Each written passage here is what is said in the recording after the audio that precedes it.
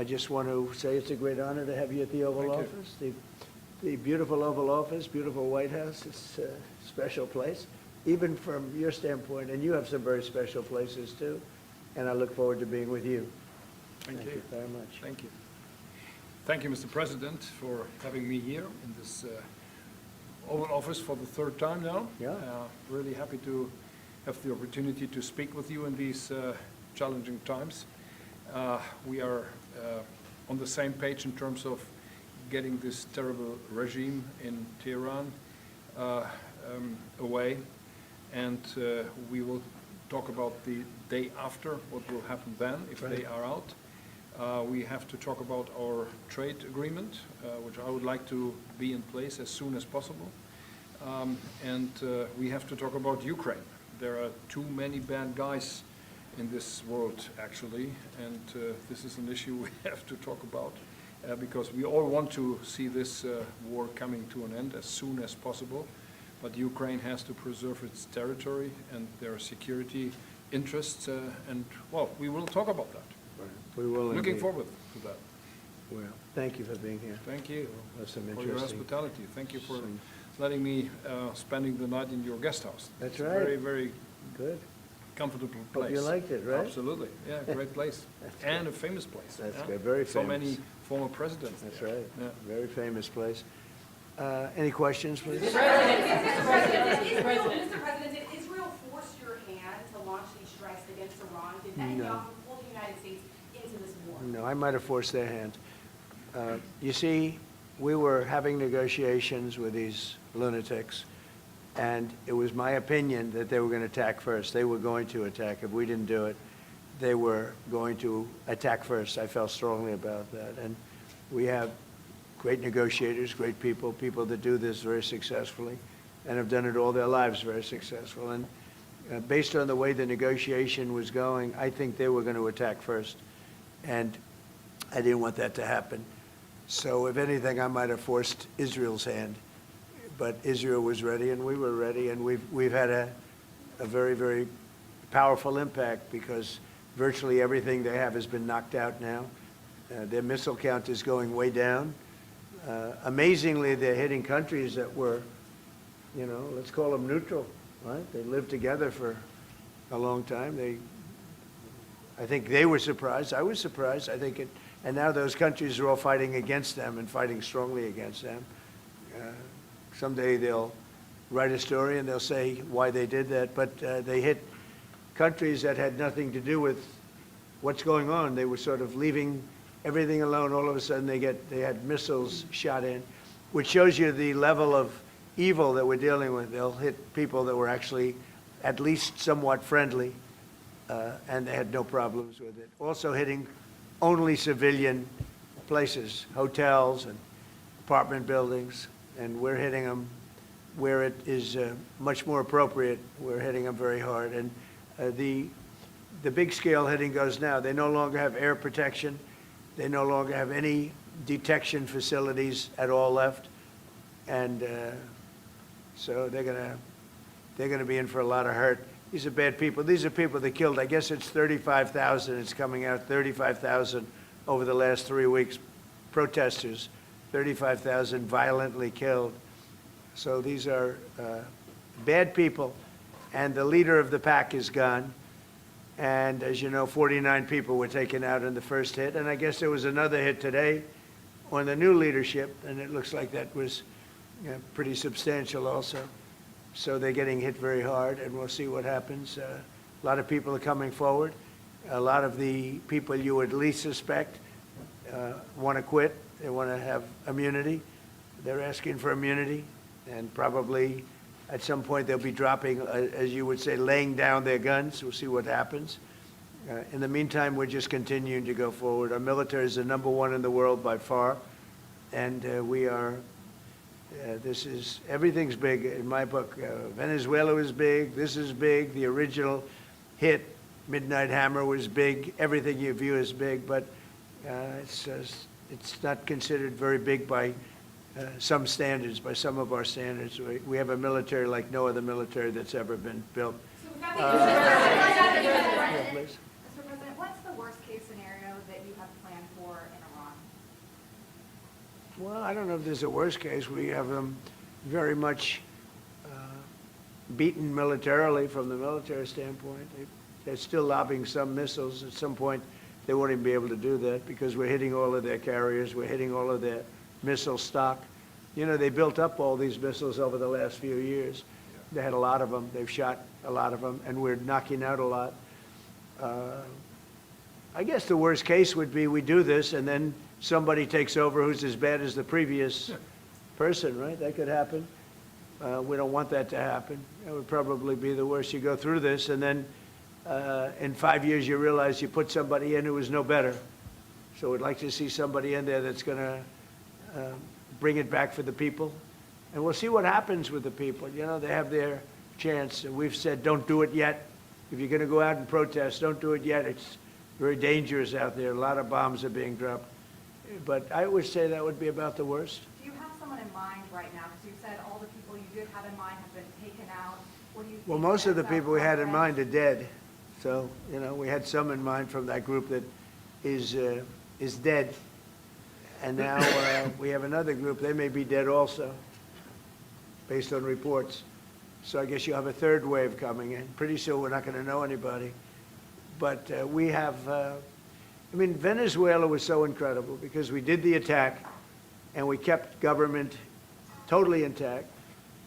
And we have Delcy, who's been very good. We have the whole chain of command, and they've been, you know, look, the relationship's been great. We've taken out 100 million barrels of oil already, and a big part of that goes to them, and a big part goes to us. And it's been great. We paid for the war many times over, and we're going to be running the oil. And Venezuela is going to make more money than they ever made, and that's great for the people. The relationship has been great. It's been seamless. Nobody's actually ever seen anything like it. If you look at Iraq, where very stupidly everybody was fired, the generals were fired, the military was fired, the police were fired, the fire departments were fired, and all of the government workers were fired. So after, you know, people would call, they had no idea. And by the way, ISIS was formed. That's where ISIS came from, all of the fired people. We don't believe in that. So we'll see what happens, but first we have to finish off the military. What do you think? Crown Prince Reza Pahlavi, is he an option at all in your mind? I guess he is. Some people like him, and we haven't been thinking about too much about that. It would seem to me that somebody from within maybe would be more appropriate. I've said that. He looks like a very nice person, but it would seem to me that somebody that's there, that's currently popular, if there's such a person. But we have people like that. We have people that were more moderate. You know, these were radical lunatics, and you know what they get? They get nothing. All they do is kill people. Mr. President, what exactly was the imminent? You've asked, not your turn. Not your turn, please. Mr. President, are you going to take the heat off the Europeans to potentially help you? Mark Rutte called on the allies to also help you. What does that mean? Well, you have to ask Mark Rutte. He said not as part of NATO, but to be helpful to you in this. Well, some of the European nations have been helpful and some haven't. And I'm, you know, very surprised. Germany's been great. He's been terrific. Others have been very good, terrific. I think that the head of NATO, Mark, is fantastic. Okay, Mark Rutte. I think he's fantastic. But some of the European, like Spain, has been terrible. In fact, I told Scott to cut off all dealings with Spain. Spain, first of all, it started when every European nation, at my request, paid 5%, which they should be doing. And everybody was enthusiastic about it, Germany, everybody. And Spain didn't do it. And now Spain actually said that we can't use their bases, and that's all right. We don't want to. We could use their base if we want. We could just fly in and use it. Nobody's going to tell us not to use it, but we don't have to. But they were unfriendly, and so I told him we don't want to. Spain has absolutely nothing that we need other than great people. They have great people, but they don't have great leadership. And as you know, they were the only country that in NATO would not agree to go up to 5%. I don't think they would have agreed to go up to anything. They wanted to keep it at 2%, and they don't pay the 2%. So we're going to cut off all trade with Spain. We don't want anything to do with Spain. What is the expectation towards? And I'm not, by the way, I'm not happy with the UK either. That island that you read about, the lease, okay, he made it, for whatever reason, he made a lease of the island. Somebody came and took it away from him. And it's taken 3-4 days for us to work out where we can land there. It would have been much more convenient landing there as opposed to flying many extra hours. So we are very surprised. This is not Winston Churchill that we're dealing with. Mr. President, what's your expectations towards Germany? What can Germany do and what should Germany do to help you in this moment? Well, I think they're doing it. I mean, they're letting us land in certain areas, and that's, we appreciate it, and they're just making it comfortable. We're not asking them to put boots on the ground or anything. I mean, we're just, they're a respected country. I have a very good relationship with the country. We have, in particular now, with this leader, with this new leader. I think he's an excellent leader. I had my differences with Angela. I said, you're hurting your country with immigration and you're hurting your country with energy. And we have a man sitting on my right that is, I think, pretty much the opposite of her on energy and the opposite on immigration. And I think he's doing very well. Mr. President,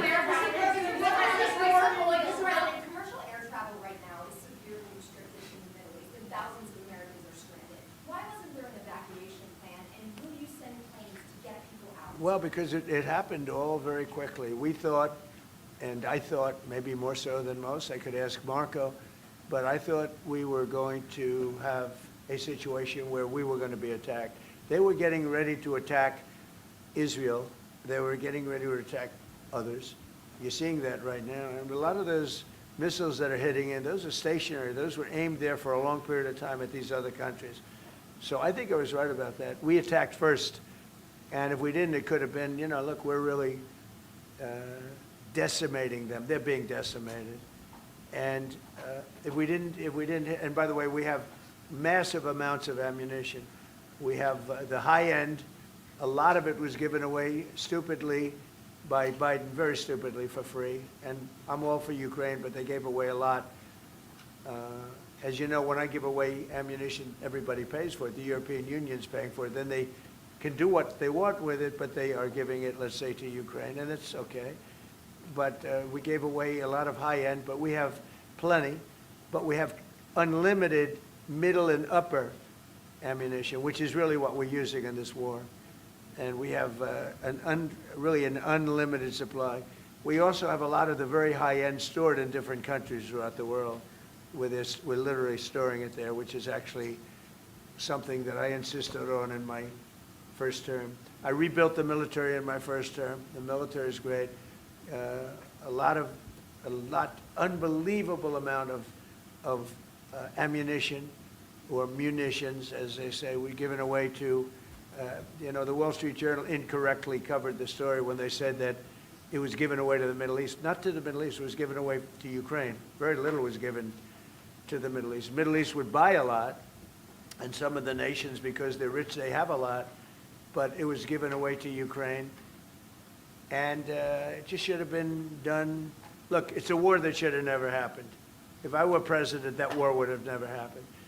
But we have a tremendous amount of munitions, ammunition at the upper level, middle and upper level, all of which is really powerful stuff. Mr. President, Mr. President, a question to both of you. How worried are you that the rising prices for gas and oil are damaging the American economy and also Mr. Chancellor? Yeah, do you want to go ahead? Yeah, sure. This is, of course, damaging our economies. This is true for the oil prices, and this is true for the gas prices as well. So that's the reason why we all hope that this war will come to an end as soon as possible. And we are hoping that the Israeli and the American army are doing the right things to bring this to an end and to have really a new government in place who is coming back to peace and freedom. Yeah. Something had to be done. And it's been 47 years. They've been killing people all over the world for a long time. They were the kings and fathers of the roadside bomb. Soleimani, we killed him last term. If we didn't, I think it might be a different story today. They would have been much stronger and smarter than they are.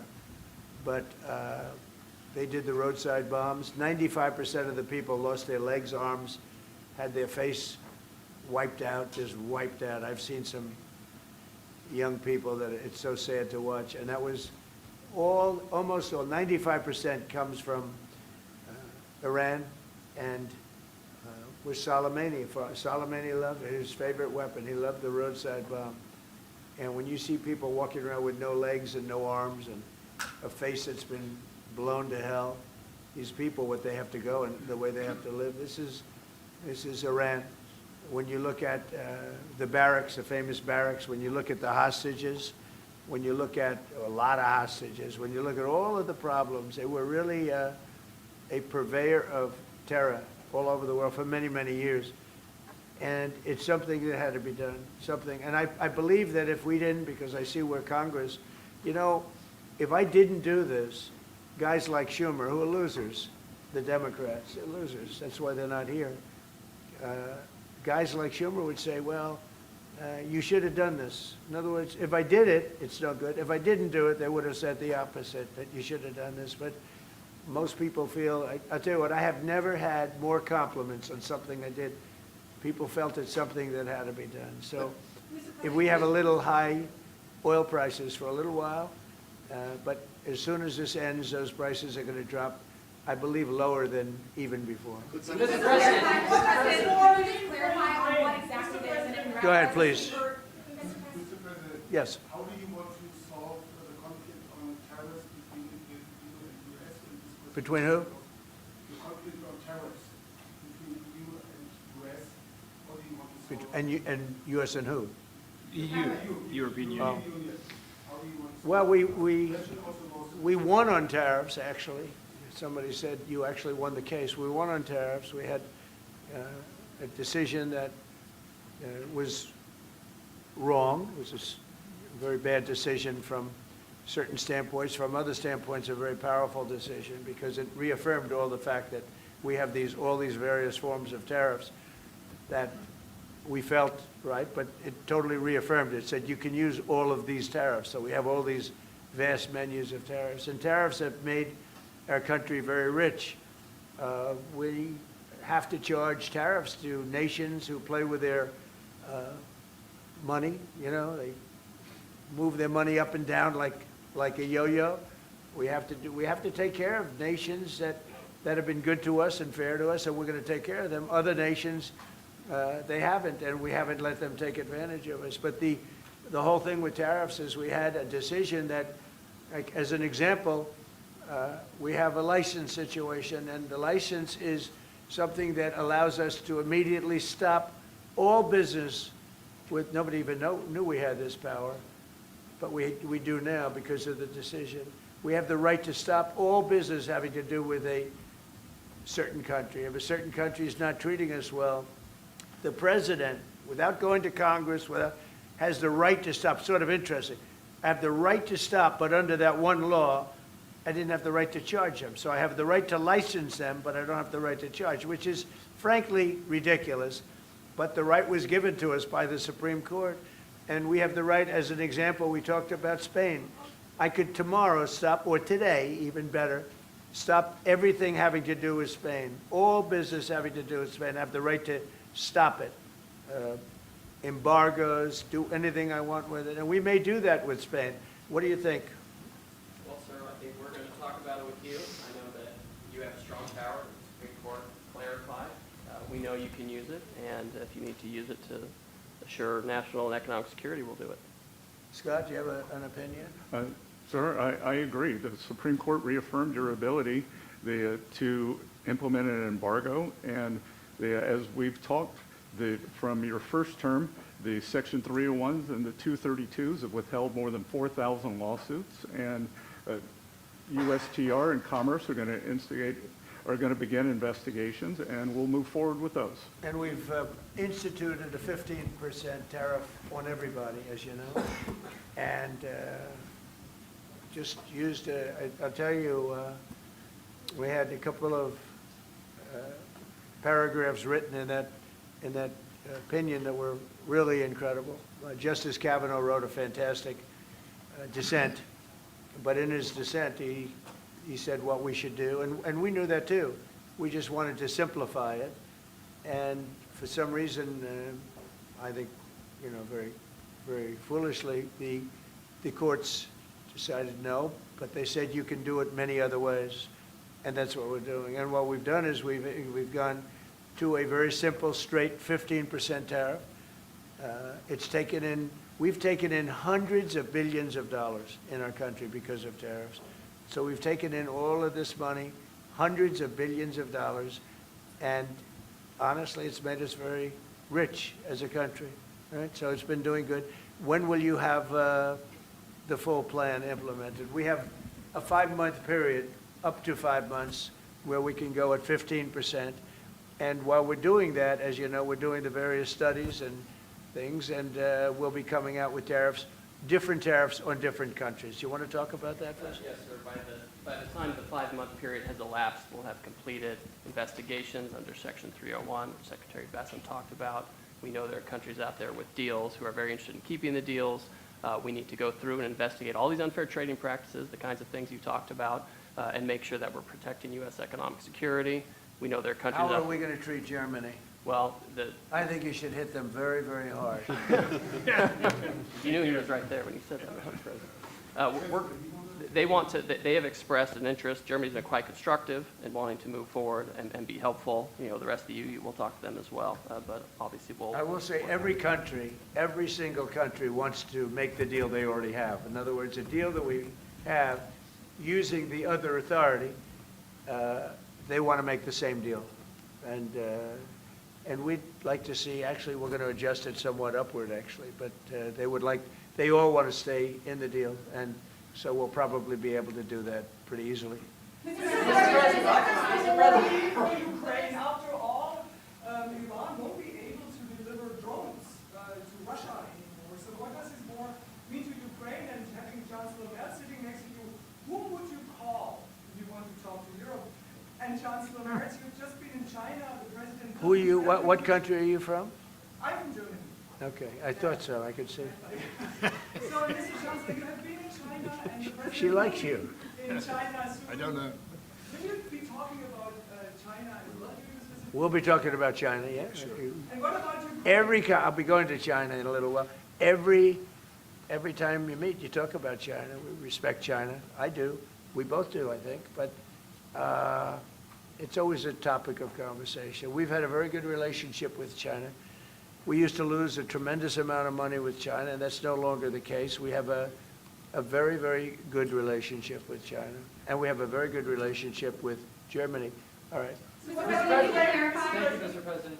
We've seen countries around the world, many of whom don't usually work together, working with the United States on Iran, whether it's Saudi Arabia working with the United States, Israel, Qatari shooting down Iranian aircraft, and we've also seen European countries step up. Why are we seeing such unity around the world against Iran? That's a great point.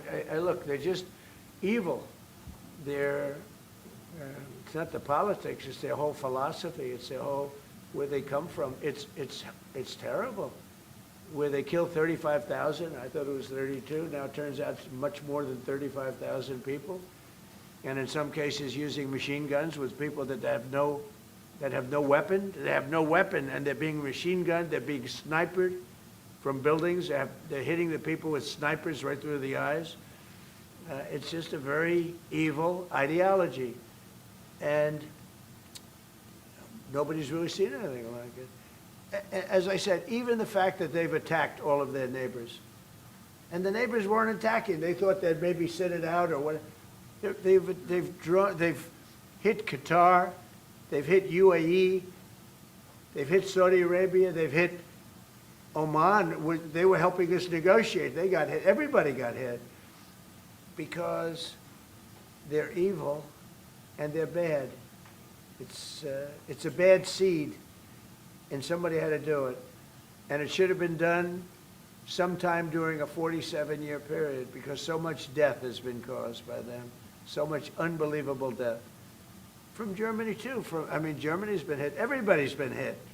by them. It's an evil ideology, and I've never been, look, I've done a lot of good things. So many people are saying, thank you, thank you, thank you. You see it in the streets of Los Angeles. They have thousands of people. I saw it the other day, pictures of Donald Trump. And I'm looking, I'm on the phone, probably talking to you. And I'm looking, and I see my picture. I say, oh no, it's another, protest. I see my, and then I started saying, boy, they were very friendly people. And then I saw a woman hugging the picture of me. I said, what's going on? And it turned out to be these are Iranian people that live in the United States. So many. Thousands Yeah. and thousands. You saw the rallies. And in New York, too, they had a big rally by pictures all over the place. The fact is that people are happy what we did. And you could never, and I've always said it, you could never have had true peace in the Middle East if Iran was allowed to go, even beyond the nuclear. If Iran was allowed to have look at all the missiles they built. A lot have been now taken out by us, and a lot have been expended. But they have thousands of missiles in a fairly short period of time. And I'll go, two things. The attack that we did, known as Midnight Hammer, had we not done that, Iran would have had a very powerful nuclear weapon within 1 month. We did it. It was great timing, but, and you've been able to see that too. The other thing was Barack Hussein Obama made maybe the worst deal I've ever seen, because he gave all power in the Middle East to Iran. He went the exact opposite way, and I terminated that. If I didn't terminate that deal, they would be sitting with a massive nuclear weapon 3 years ago, which would have been used already on Israel at least, and other countries also. And we wouldn't be talking about it right now. But if I didn't terminate the deal that Obama made, giving them everything, including plane loads of cash. Do you remember the airplane flew over there? It was a Boeing 757. It was 2 of them, loaded. They took out all the seats. It was loaded with green cash.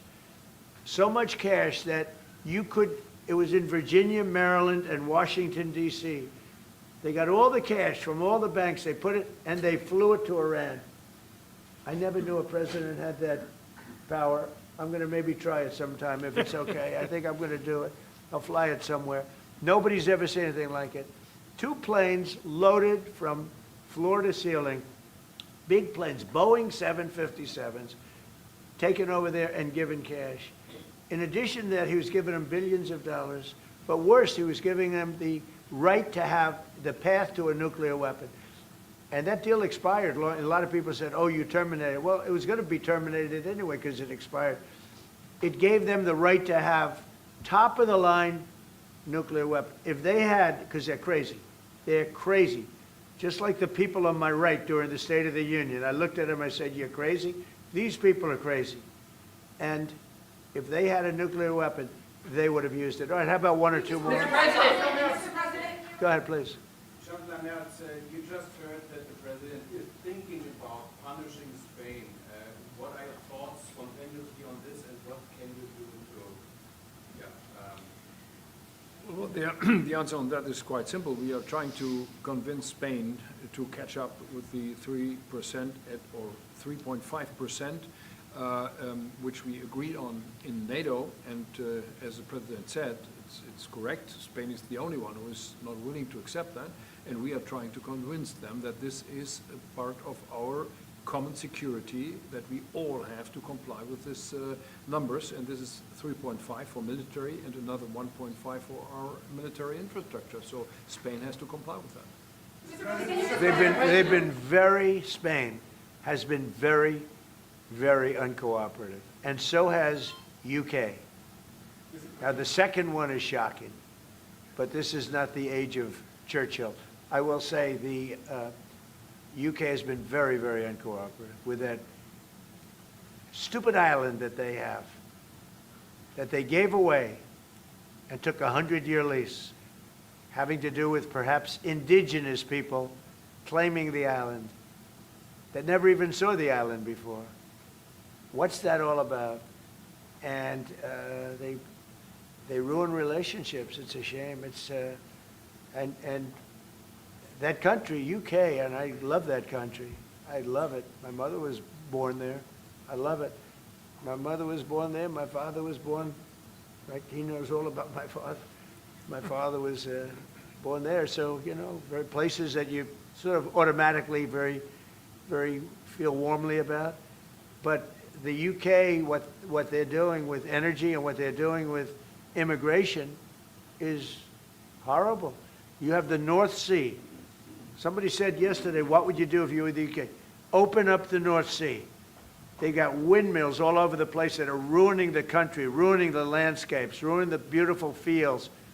Open up the North Sea. It's one of the greatest, think of it, they buy their energy from Norway, which gets the energy, the oil, from the North Sea.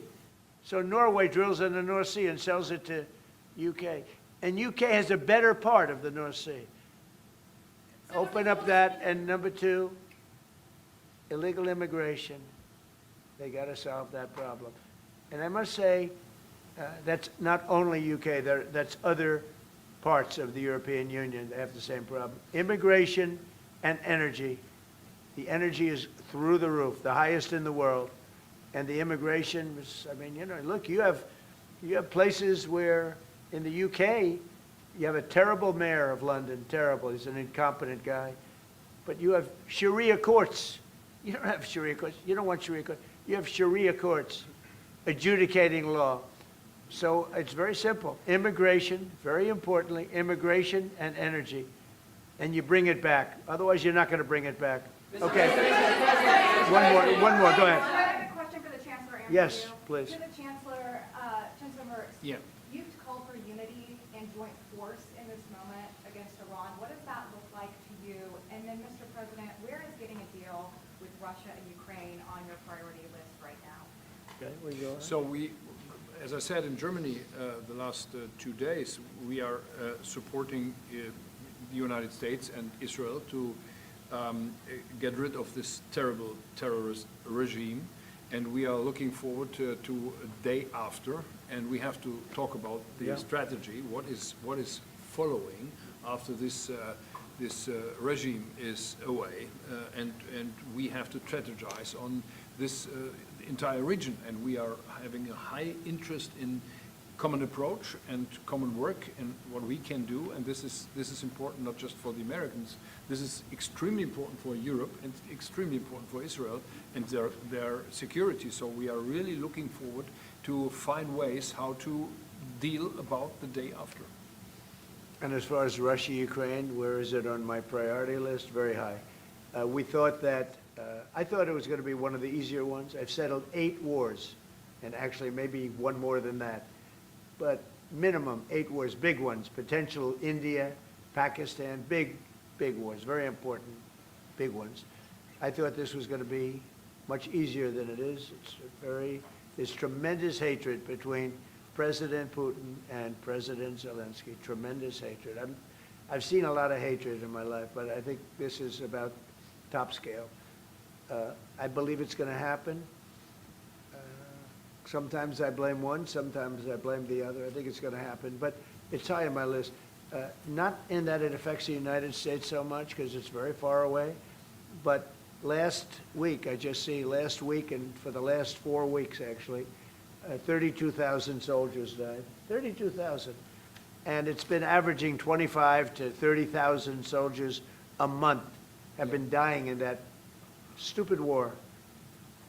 And I'd love to see it ended. It's the worst that there has been since World War II. If you can't get a deal, what will that mean for you? All you can do is do your best, you know. It takes 2 to tango, and they have to get along. They have to be able to talk to each other. They hate each other a lot. That has an impact, you know. It really has an impact. It's bad for both. The saddest is that if the election weren't rigged, my election, that war would have never taken place. And you know what else wouldn't have taken place? Allowing 25 million people to pour through an open border. That wouldn't have taken place. A lot of things would have been different. But we're doing very well, and I think a big factor in this world and future factor is what we're doing right now with Iran. If we don't stop them, or if we didn't stop them, or if we didn't start, they've been decimated. But if we didn't do what we're doing right now, you would have had a nuclear war, and they would have taken out many countries, because you know what? They're sick people. They're mentally ill, sick people. They're angry, they're crazy, they're sick. Thank you very much. Thank you very much, everyone. Thank you, Press. Thank you, Press. Thank you. Thank you, guys. Keep moving. Thank you. Keep moving, guys. Thank you. This way. Thank you, Press. Keep moving. Thank you. Thanks, guys. Moving out the door. Thank you, guys. Keep moving.